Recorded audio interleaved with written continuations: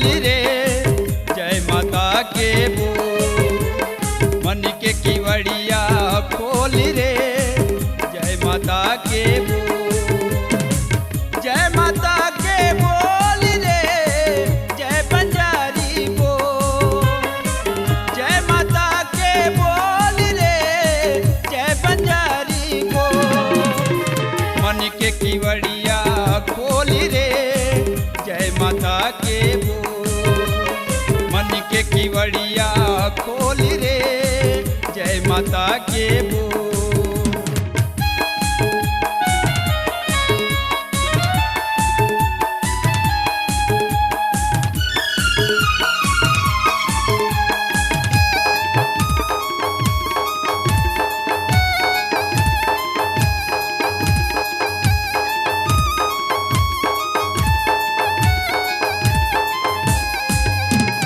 बंजर माँ बंजारी मैया प्रगटे अपन रूप है। प्रगटे अपन रूप मैया प्रगटे अपन रूप है। दुखिया मन के दुखी हरैया ममता के तू घर रूप है। ममता के सुघर रूप मैया ममता के सुघर रूप है। कंवर जाई तोरी बोल रे अभी तो आँखी खो।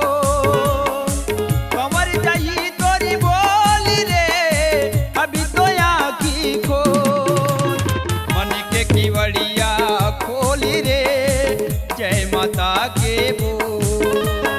मन के किवड़िया खोली रे जय माता के बोल।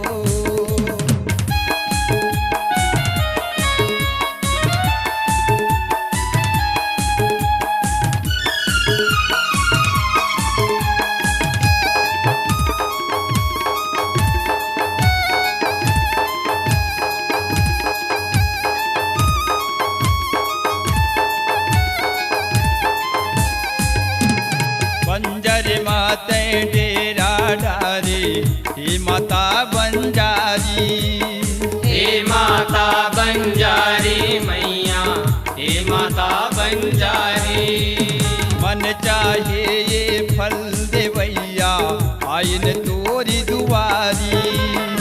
आयन तोर दुआरी मैया आयन तोर दुआरी। माया के मूरत मोरिए भक्ति माँ मन बोल। माया के मूरत मोरिए भक्ति माँ मन बोल। मन के किवड़िया खोली रे जय माता के बोल। मन के किवड़िया खोली रे जय माता के बोल।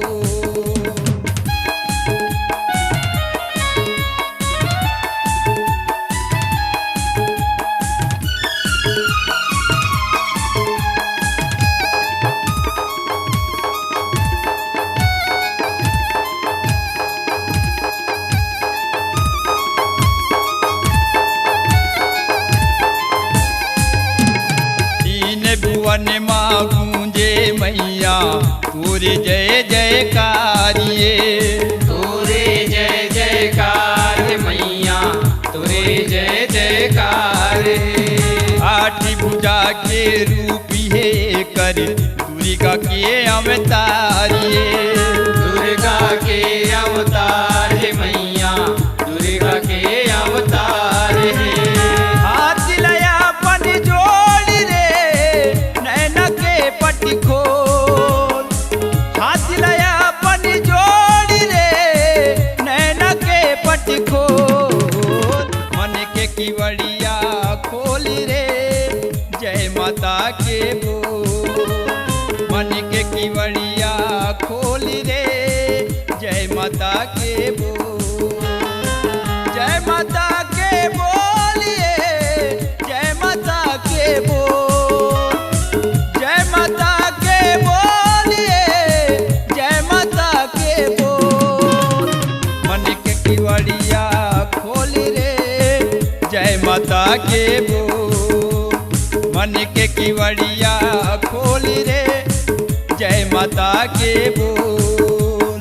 मन के किवड़िया खोल रे जय माता के बोल। मन के किवड़िया खोल रे जय माता के बोल।